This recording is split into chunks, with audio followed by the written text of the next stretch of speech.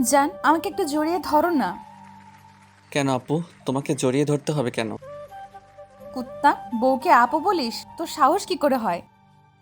তুমি তো আমার আপুই, আর একটু আগেও তো তোমাকে আমি আপু বলে ডেকেছি।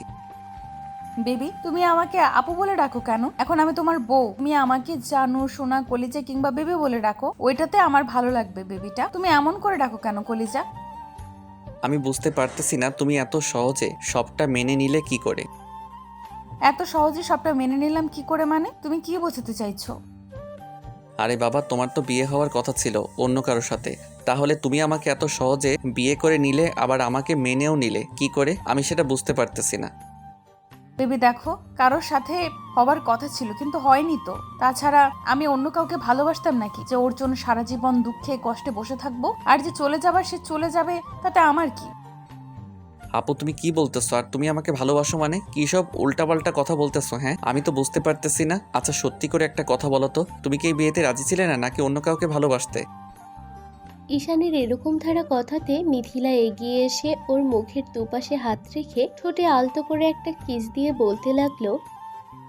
বেবি, তুমি বুঝতে পারতেছো না, ওকে যদি আমার বিয়ে করার ইচ্ছাই থাকতো তাহলে কি আমি নিজে ওকে অন্য কারোর সাথে ভাগিয়ে দিতাম আর বলতাম যার সাথে ও রিলেশনে আছে কিংবা যে মেয়েটাকে ভালোবাসে তার সাথে যেন চলে যায়? যদি সেইটাই ইন্টেনশন না থাকতো তাহলে কি এখন তোমাকে বিয়ে করে নিতাম বলো জান? আর যদি ওকে আমার ভালোই লাগতো তাহলে তো বিয়েটা করতাম। এখন চলে যাওয়ার পর তো আমি কষ্ট পেতামই। মানে আপু তুমি কি বলতে চাইছো? আমি তো কিছুই বুঝতে পারতেছি না। তোমার কথার আগাগোড়া আমার বুঝে আসছে না। একটু ঠিক করে বলো তো কি বোঝাতে চাইছো, আর কি জন্য তুমি এরকমটা করলে? তুমি বলতেছো যে ওকে তুমি নিজে পালিয়ে যেতে বাধ্য করেছো, কি হয়েছে বলো আমাকে। সবই বলবো, কিন্তু তার আগে তোর এই আপু বলাটা বন্ধ করতে হবে। তোকে আমি বলেছি না তুই আমাকে আর যাই হোক আপু বলে ডাকবি না? এখন আমি তোর বউ, কলিজার টুকরো জানু সোনা, তাহলে তুই আমাকে আপু বলে ডাকিস কেন ফাজিল? আজীবন অবধি তো এই নামই ডেকে এসেছে, 22-23টা বছর অবধি আপু বলে ডেকে এসেছি। তাহলে আজকে হঠাৎ করে বিয়েটা হলেই কি করে বউ বলে ডাকি? তাছাড়া বিয়েটা তো হঠাৎ করেই হলো, তাহলে এত তাড়াতাড়ি তোমাকে বউ বলে ডাকবো কি করে? দেখো সোনা, বিয়েটা যেমন করেই হোক তাতে আমার কিছু যায় আসে না, কিন্তু আমি তো তোমাকে ভালোবাসি বলো। তাছাড়া আমি তোমাকে সবটা বুঝিয়ে বলবো, তাহলে তো তুমি সবটা বুঝতে পারবে, তাই না? সেটাই, আমি ওইটাই বলতেছি যে তুমি আমাকে বুঝিয়ে বলো, আর কি সমস্যা হয়েছে, কি জন্য তুমি এমনটা করলে। আমি সেটাই বুঝতে চাইছি। তুমি আমাকে সেটা বুঝিয়ে না বলে এরকম উল্টাপাল্টা বকছো। আমাকে বলো কি জন্য তুমি এরকমটা করেছো। বাবু, তার আগে আমাকে একটু আদর দাও। তোমার আদর চাই, আমি তোমার কাছে আসছি তাতে আমার কেমন যেন লাগতেছে। আর যদি তুমি আদর করো না তাহলে আমার কতটা ভালো লাগবে সেটা আমি ভাবতেই পারছি না। ছি ছি আপু, কি বলো তুমি এগুলা? তাছাড়া আমি তো তোমার ছোট ভাই, তাহলে তুমি ছোট ভাইয়ের কাছে এসব কি চাইতেছো? হ্যাঁ, তুমি বুঝতে পারছো না তুমি কি সব উল্টাপাল্টা কথা বলতেছো? হ্যাঁ, তোমার এরকম আজীব ধরনের বিহেভ দেখে আমি অবাক হয়ে যাচ্ছি। এই কুত্তা, তোকে বারবার বলে দিতে হবে তুই আমাকে আপু বলবি না? আর এখন আমি তোর বউ, তুই বউ বলে ডাকবি। তোকে অন্য কিছু ডাকতে হবে না, বউ বলে ডাকবি। আর না হলে নাম ধরে ডাক। আর বাকি যেটা করার আমি সেটা করে নেব। তোকে আর কিচ্ছু করতে হবে না। তোকে অনেক বুঝিয়েছি কিন্তু তুই কিছুই বুঝতে পারছিস না। তোকে বোঝাতে গেলেও তো আমি পাগল হয়ে যাব, তাই এরকম একটা কাজ করলাম। আমিও সেটাই বলতেছি যে কি এমন কাজ করলে যার জন্য তুমি এমন করে কথা বলতেছো। তাছাড়া আমাকে একটু বুঝিয়ে বলতো যে তুমি কি এমন করলে যার জন্য তোমার বিয়েটা পর্যন্ত ভেঙে গেল। আর তুমি আমার সাথে এরকম করে কথা বলতেছো, তাতে মনে হচ্ছে যে তোমার ওই বিয়েতে কোনো মতই ছিল না। মত ছিল না রে, কারণ আমি ওই ছেলেটাকে পছন্দ করতাম না। ওর সাথে বিয়ে হবার কথা যখন থেকে চলতেছিল আমি বাসার বারবার বারণ করতেছিলাম যে ওই ছেলেটাকে আমার ভালো লাগে না, কিন্তু আব্বু আম্মু কোনো কথা শুনছিল না। আমি তোর কথা বলেছিলাম কিন্তু ওরা আমার কোনো কথাই শুনেনি। তুমি আমার কথা বলেছো মানে আমার কথা বলতে যাবে কেন? তাছাড়া আমি তোমাকে বিয়ে করতে যাব কেন? তুমি কি পাগল হয়ে গেছো যে আমার কথা বলবে? আমি তো ভাবতেই পারতেছি না যে তুমি বাসায় আমার কথা বলেছো। তাহলে চাচ্চু আর বড় আম্মু কোনো কিছু বললো না কেন বলো তো? বলবে কি করে? আমি তো বারণ করেছিলাম যেন তোর উপর কোনো শাউট না করে, কারণ আমি একতরফা ভাবে তোকে ভালোবাসি, তুই আমাকে ভালোবাসিস। ওই জন্যই ওরা তোকে কিছু বলেনি। আর তোকে তো ওরা ছেলের মতোই দেখে, তাহলে তোকে কি বলবে? আর কি বা বলতো? তার উপরে ছেলেপক্ষ আগে থেকেই বলে দিয়েছিল যে আমাকে নাকি ওদের পছন্দ, কিন্তু ছেলের মতি গতি আমার মোটেও ভালো লাগেনি। তখন আমি একান্তে ছেলের সাথে গিয়ে কথা বলি, আর ছেলেটা বলেছিল ওর নাকি আমাকে অনেক বেশি পছন্দ, কিন্তু তার আগে আমি খোঁজ পেয়ে গিয়েছিলাম অন্য একটা মেয়ের সাথে ওর রিলেশনে আছে, আর এখন পরিবারের চাপে তাকে বিয়ে করতে চাইছে না। তখন আমি ওই মেয়েটাকে ওর সামনে এনে দাঁড় করাতে এই ছেলেটা আর কোনো কথা বলতে পারছিল না। তখন আমি ওকে বলে দিয়েছিলাম ও যদি ওই মেয়েটাকে বিয়ে করে নেয় তাহলে ওদের সব কিছুর দায়ভার আমি নিব, আর ওদের পরিবারকে মানানোর দায়িত্ব আমার। তখন মেয়েটা কান্নাকাটি করতে এই ছেলেটা উপায় না পেয়ে হ্যাঁ বলে দেয়। তখন আর আমার লাইনটা ক্লিয়ার হয়ে যায়। আর প্ল্যান মাফিক আমি ওকে বলে দিয়েছিলাম যে বিয়ের দিন সকালে যেন পালিয়ে যায়, আর বরযাত্রী আসার আগে যেন এই কাজটা হয়, তাতে আর কোনো অপশন থাকবে না। তখন আমি আব্বু আম্মুর কাছে কান্না করে তোর কথা বললে ওরা তোকে ঠিকই মেনে নেবে, তাই আর সেটাই হয়েছে। ও তার মানে তুমি প্ল্যান করে এরকম একটা কাজ করেছো, তাই তো? তোমাকে কে বলেছিল এরকম একটা বাজে কাজ করতে? তুমি কেন এরকমটা করলে? এখন তো চাচ্চু আর বড় আম্মু আমাকে অনেক ভুল বুঝবে। তাছাড়া তোমাকে কে বলেছিল এসব আজে বাজে কাজ করতে? তুমি ওদের বলেছিলে, ওরা তাতেই মেনে নিত। মেনে যদি নিত তাহলে আমি অনেক আগেই আব্বু আমাকে বোঝাতে পারতাম, কিন্তু বোঝাতে পারিনি। তাহলে কেন এরকমটা করেছি তুই বুঝতে পারছিস না? আমি তোকে ভালোবাসি, অন্য কাউকে না। আমার অন্য কাউকে চাই না, তাই আমি এরকম একটা কাজ করতে বাধ্য হয়েছি। এখন তুই আমাকে বল, তুই আমাকে ভালোবাসবি কিনা আর আদর করবি কিনা? কিন্তু আপু, এই কুত্তা, তোকে বারণ করেছি না আর একবার আপু বলবি না? পরেও তুই বারবার আপু বলে ডাকতেছিস। আমি তোর কোন জন্মের আপু রে? হ্যাঁ, আজকে একটু আগে কবুল বলে দুজনে বিয়ে করেছি, তুই আমাকে আপু বলছিস? আর এরপর আপু বললে দেখিস কে এমন আদর করবো না যে জীবনে আর আপু নামটা মুখে আনবি না। কিন্তু তুমি এরকম করছো কেন? আমি তো আগে থেকে তোমাকে আপু ডাকি। তাহলে তুমি বুঝতে পারো না যে এখন আমার বউ ডাকতে সময় লাগবে, আর তুমি কিনা আমাকে জোর জবরদস্তি করতেছো? তুমি একটু বুঝতে পারো না যে এসব করলে আমার খারাপ লাগবে? তার উপর তুমি কেমন করে যেন আমার দিকে তাকিয়ে আছো, আর আমার পাঞ্জাবির কলারটা এমন করে ধরে আছো কেন? আমার তো ভয় লাগতেছে। প্লিজ আমাকে ছেড়ে দাও, ছেড়ে দাও। আমি কিছু করতে পারবো না, প্লিজ আমাকে ছেড়ে দাও। তোকে কিছু করতে হবে না কুত্তা, আমি করে নিব। কারণ তুই যে একটা ভিতুর ডিম, তোকে যদি ভালোবাসার কথাগুলো বলতাম তুই তাহলে ভয়ে মরেই যেতি। আর আমি খুব ভালো করেই জানি যে তুই এগুলো বলতে পারতি না। তোকে বলার আগেই আব্বু আম্মু অন্য জায়গায় বিয়ে ঠিক করে ফেলতো, তাই বলবোই বা কি করে?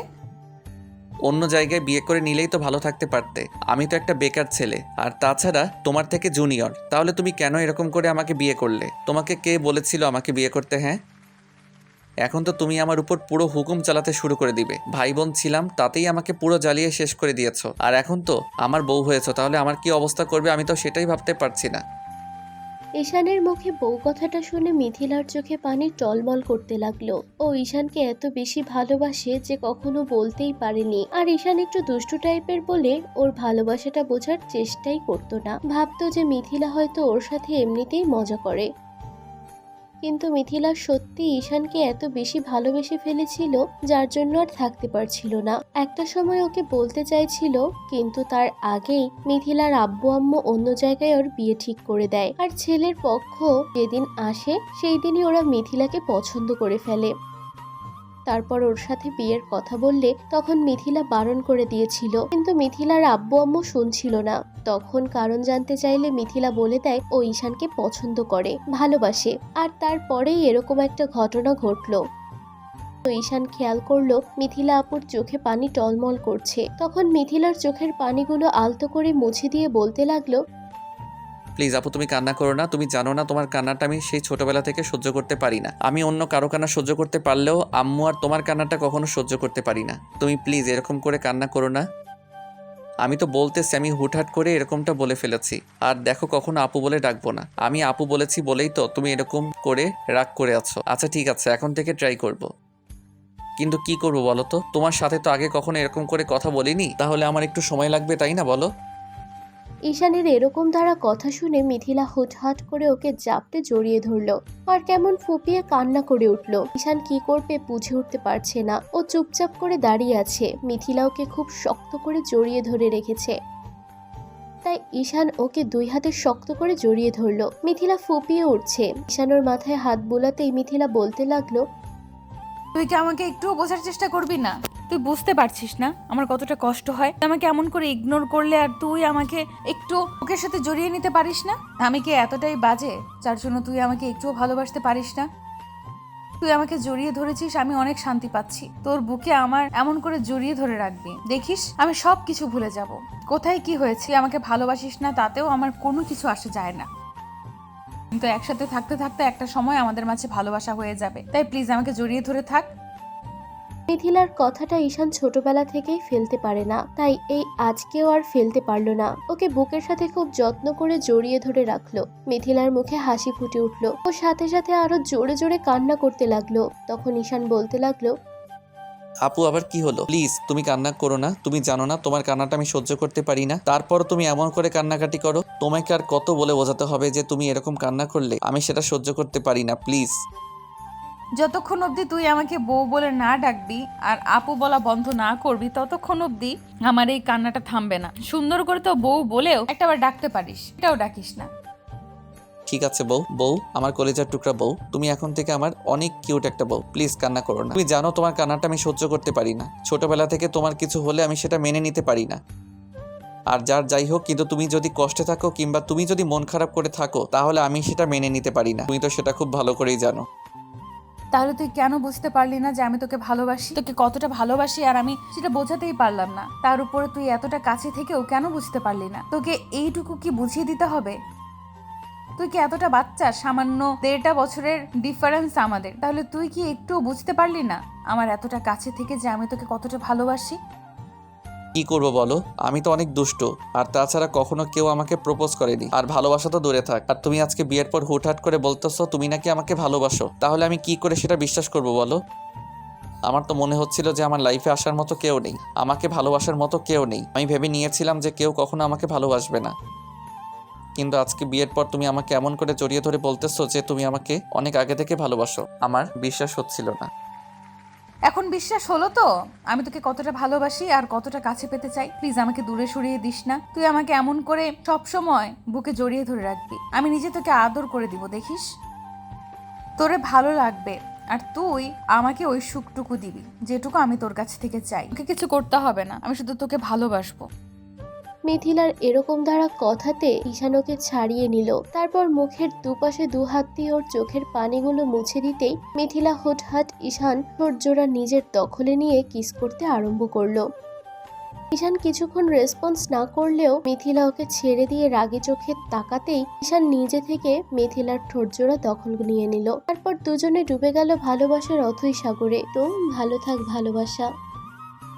আমাদের দেয়া গল্পটি যদি আপনাদের ভালো লেগে থাকে তাহলে একটি লাইক করুন। আরও নতুন নতুন গল্প পেতে চ্যানেলটি সাবস্ক্রাইব করে বন্ধু হয়ে আমাদের পাশে থাকুন। ধন্যবাদ সবাইকে।